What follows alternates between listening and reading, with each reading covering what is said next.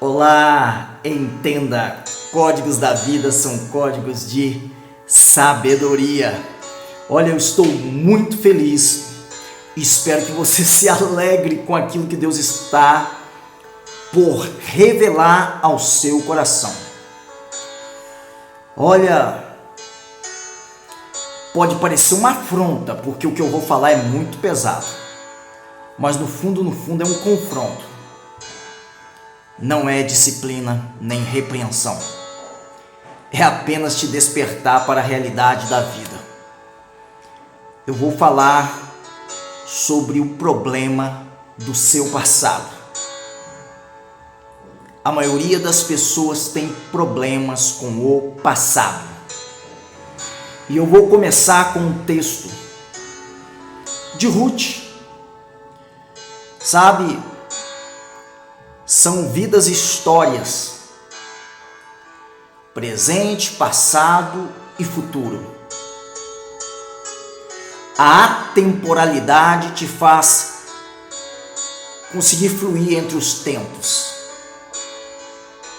Ou você vai para o passado ou você vai para o futuro, mas você foi criado para viver o presente, o agora, o hoje. O uso do tempo, ele precisa ser compreendido, porque verdade é que não tem como você esquecer o seu passado, mas você já não pode mais viver lá. E aqui está a história de Ruth. No livro de Ruth, no capítulo 1, eu não vou fazer a leitura, mas eu quero trazer os princípios aqui sobre a vida que circula entre os tempos. Quanto você vive no hoje? Quanto você vive no passado? Quanto você vive no futuro? Eu espero que mais de 60% da sua vida seja presente, quem sabe 80%, bem menos o passado, um pouco mais o futuro, porque só tem esperança a respeito do futuro aquele que governa no presente. A história de Ruth conta sobre Noemi,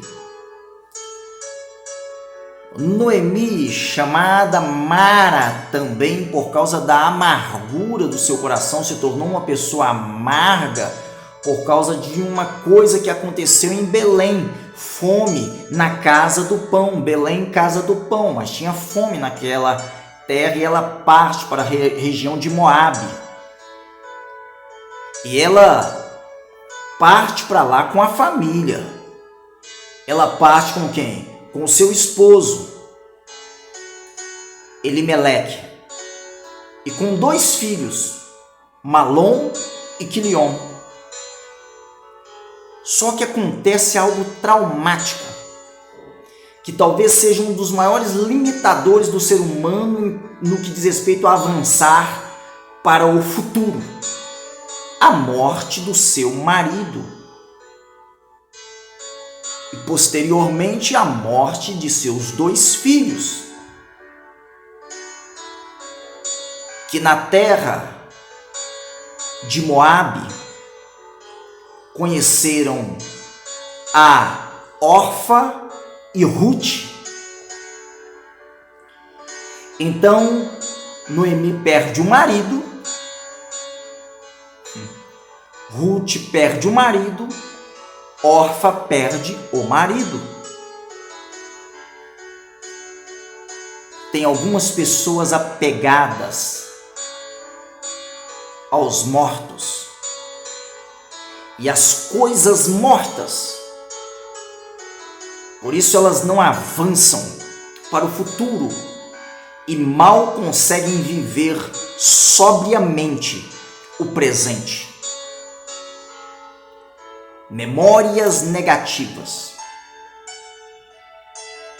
memórias que deveriam ser apenas memórias, começaram a limitar a vida dessas pessoas. Sabe, depois da morte do marido e dos filhos, Noemi descobre que Deus havia favorecido Belém novamente e havia pão. Deus trouxe pão.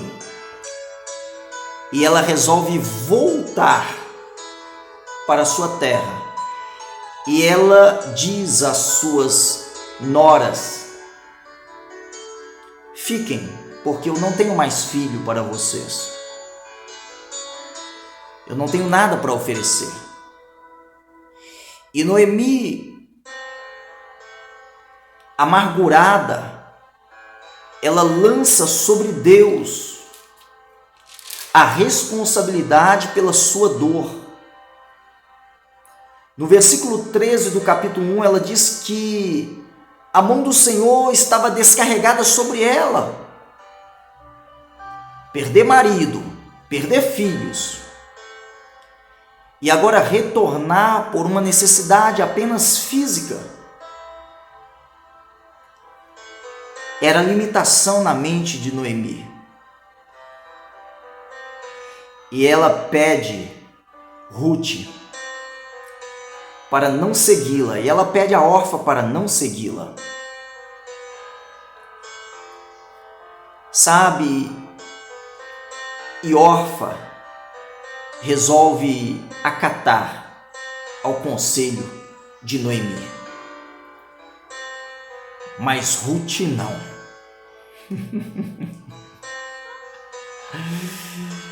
Temos que avançar para o futuro. Sabe, voltar para trás. Voltar para trás e não seguir em frente é perder a oportunidade de conhecer mais a Deus. Te seguirei, Noemi. Onde pousares, pousarei eu. Sabe, aonde tu ficares, ficarei eu. O teu Deus, esse Deus que você acha que está pesando a mão sobre você, é meu Deus já. Eu o conheci. O teu Deus é o meu Deus. Sabe, o teu pai que você não conhece, que é Deus, Noemi, é o meu pai. Sabe, há uma compreensão em Ruth extraordinária que muitos cristãos não compreenderam. Orfa, em vez de seguir em frente, ela quer voltar para trás.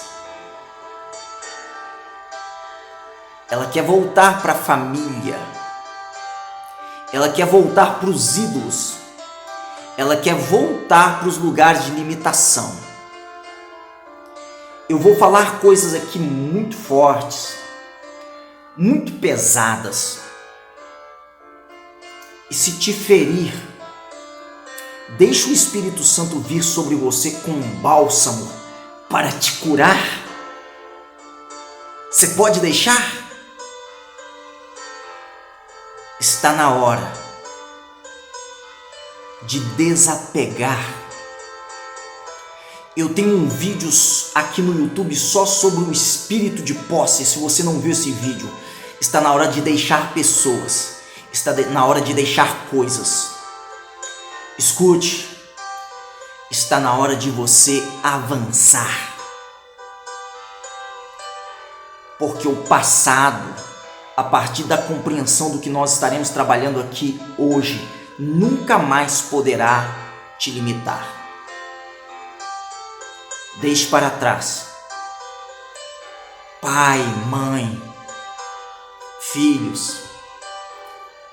Sabe, os únicos que você não pode deixar para trás são aqueles que estão numa situação presente de fragilidade, uma criança de colo.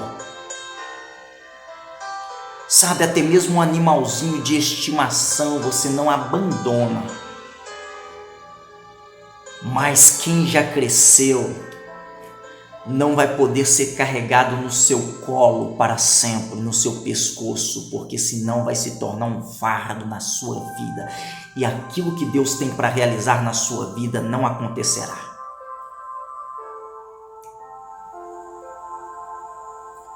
Deus tem me dado revelação de coisas profundas. Sabe, no máximo é o seu cônjuge. Mas um dia ou ele vai primeiro ou você vai primeiro, não importa. As pessoas não serão para sempre. E o apego de algumas pessoas a outras pessoas é emocional almático. Eu chamo de um saudosismo doentio. Escute, você precisa ser curado.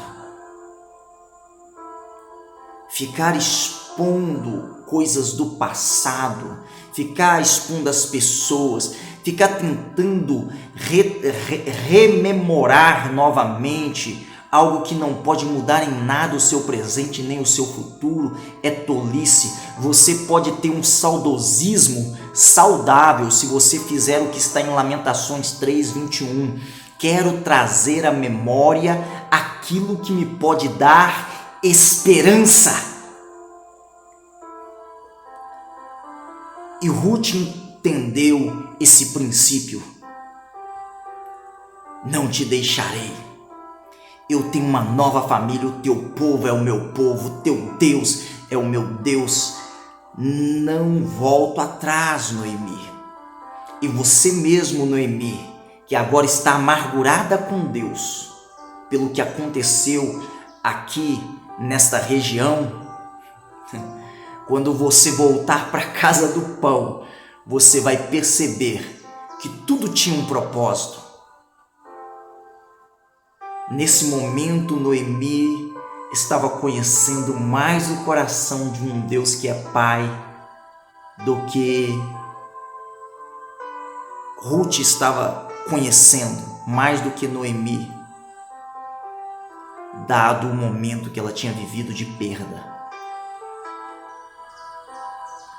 Olha, Lucas 9, versículo 60, fala sobre alguém que queria seguir a Jesus. E algumas pessoas acham que Jesus foi grosso para com aquele jovem, possivelmente um jovem, um homem, que queria seguir Jesus, e Jesus disse assim: olha, deixe os mortos sepultarem os seus próprios mortos, quanto a ti, vem e segue-me.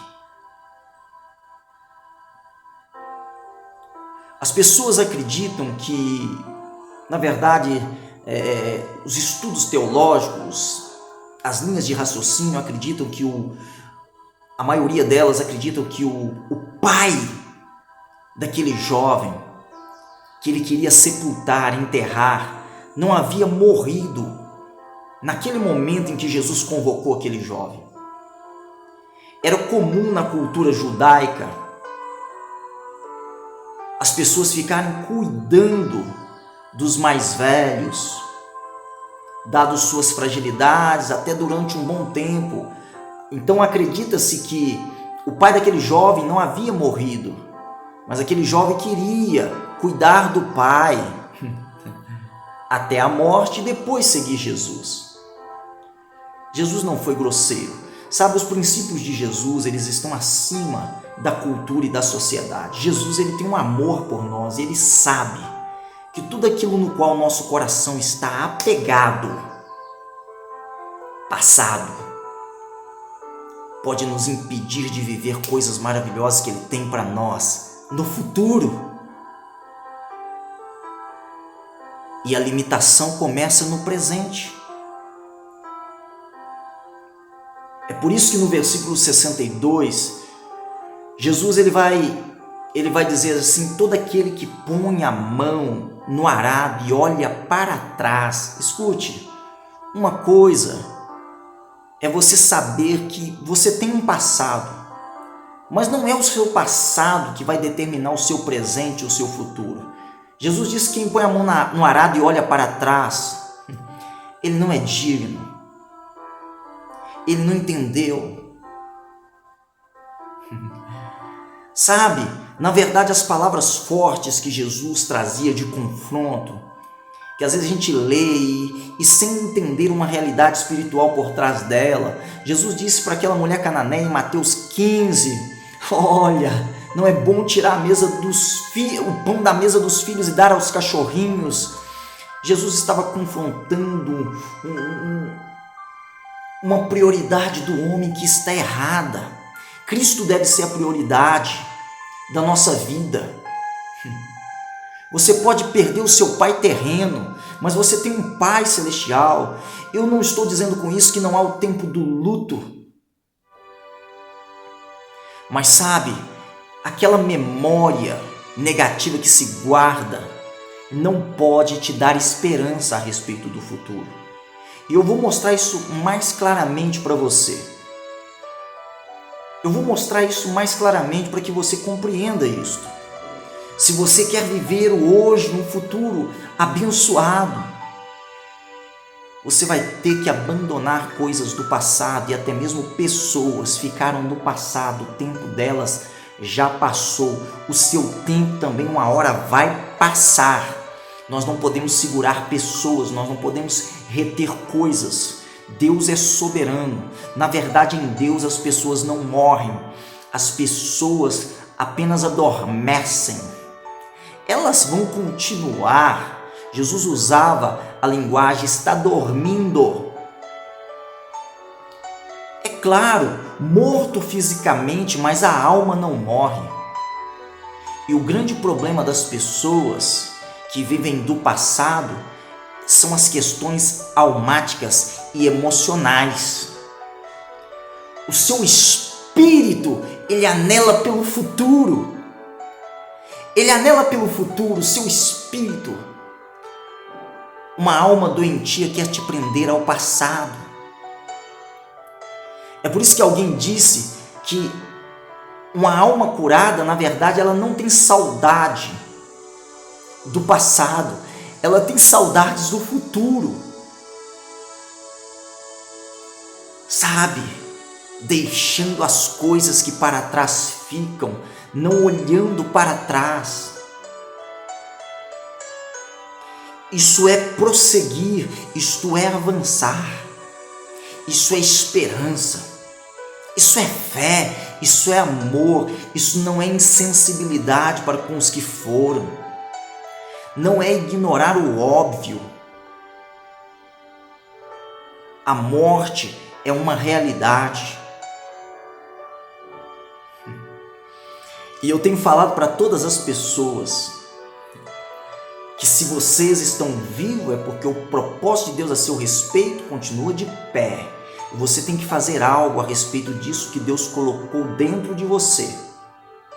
Porque existem milhares de pessoas esperando por você. E os mortos já cumpriram a sua missão.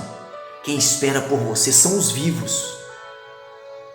E você tem que acordar para isso. Deixe os mortos sepultarem os seus próprios mortos. Eu descobri que mortos sepultam mortos. Eu estou falando de gente morta espiritualmente. Elas estão mexendo com mortos e parece que mortos com mortos se atraem. Mas vivos não estão sepultando os mortos. Vivos espiritualmente estão ressuscitando os mortos espiritualmente. Então eles estão fazendo algo agora, hoje, no presente. Eles estão ativos. O passado não pode pará-los. Traumas do passado, feridas, decepções, frustrações. E a culpa? E a culpa? por não ter feito por aquele que se foi enquanto aquele estava em vida o que deveria ser feito. Essa culpa, algumas pessoas estão carregando no nível do inconsciente. Do inconsciente. Dê flores aos vivos, porque pelos mortos você já não pode fazer nada mais. Para você não ter que ficar se culpando por algo que já se foi. Frustrações, traumas, é uma linguagem da necessidade de ressignificação. Ressignificar, eu tenho trabalhado aqui coisas emocionais, renovação de mente. Sabe, eu tenho convidado pessoas porque eu sei o que Deus pode fazer na vida das pessoas e através da vida das pessoas, na vida de outras pessoas. Eu sei o que Deus pode fazer a partir de uma renovação de mente, metanoia, mente elevada, mente superior, mentes poderosas,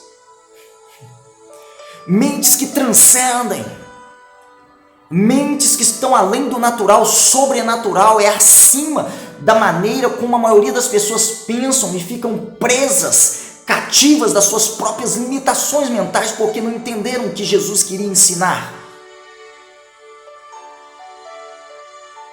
Eu já falei sobre isso, não é apenas uma reprogramação mental, é um recondicionamento. É buscar novas disciplinas que vai te levar a novos hábitos. No início isso pode parecer difícil, você está num processo de treinamento, sabe? Vai exigir esforço. Pensar exige esforço. Algumas pessoas não pensam, elas só têm atividade mental e é por isso que os pensamentos delas estão confusos. Elas não estudam, elas não buscam a fonte do conhecimento, que é o próprio Deus na revelação da sua palavra. Uma visão do que não aconteceu pode curar o seu passado. Aí você pode dizer assim, mas aconteceu, eu não posso ignorar, aconteceu. Mas só quando você tiver uma visão do que não aconteceu e não do que aconteceu que esse passado seu será curado. Isso é ressignificação. Isso é metanoia, isso é renovação de mente. Sempre uma culpa, sempre uma acusação, sempre uma intimidação, sempre uma rejeição, sempre, sabe, uma incompreensão, uma injustiça, coisas do passado, ressentimento, amargura. Escute. Libere as pessoas e você será verdadeiramente livre. Olha, não dá para olhar para trás, é só para frente. Se você trouxer à memória o que te pode dar esperança, ok. Mas tem algumas coisas que em vez de te dar esperança, te entristece o coração e você deixa de viver o melhor de Deus. Escute. Seu agora com as pessoas que Deus tem colocado na sua vida só pode ser substituído por aquilo que é urgente.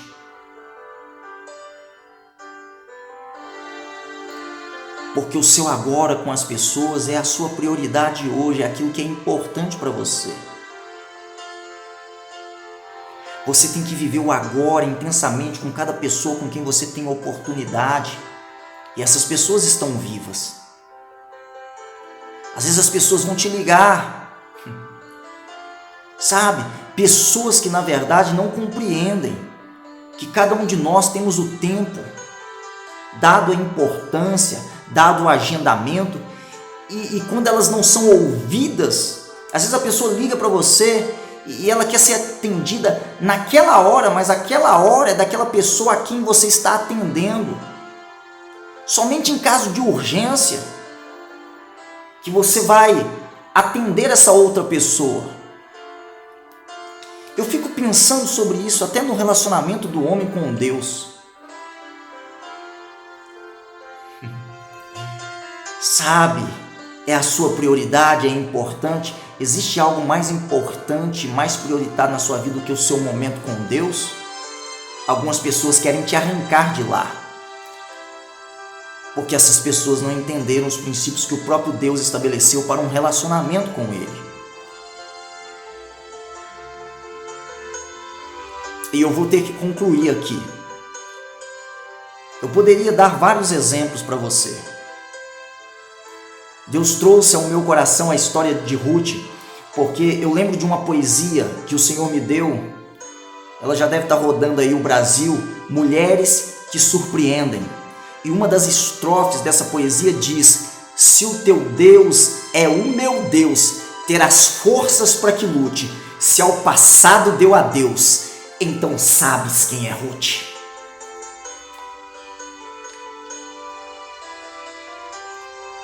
A vida continua e Deus tem algo lá na frente para te surpreender, se você está disposto a continuar. O tempo da cega vai chegar e você vai fazer a sua colheita. Cuidado com as pessoas que dizem estar te apoiando. Na verdade, elas não te apoiam, elas se apoiam em você. E essas pessoas estão se tornando fardo. E cuidado também para que você não esteja se tornando fardo na vida de outras pessoas. Você foi chamado para apoiar pessoas e não para se apoiar em pessoas. Suportar é se tornar suporte, é levantar. Por isso, vá em frente. Vá em frente. Siga adiante. O passado passou. E eu vou te dizer mais. Pessoas saudosistas estão deixando de fazer no presente. E Deus não está interessado que você fique falando do seu passado. Ah, no meu tempo, como era bom. Porque eu já fiz isso, eu já fiz aquilo, eu já realizei isso. Deus não está interessado no que você fez. Ele quer saber no que você está fazendo agora. Porque é o que você está fazendo agora que vai te impulsionar para o seu futuro. As Escrituras nos mostram que para que algumas coisas possam viver, outras precisam morrer.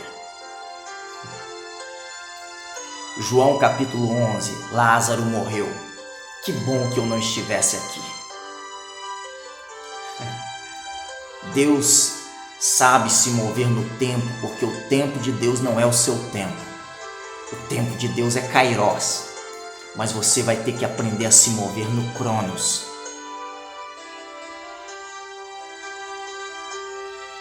É atemporal.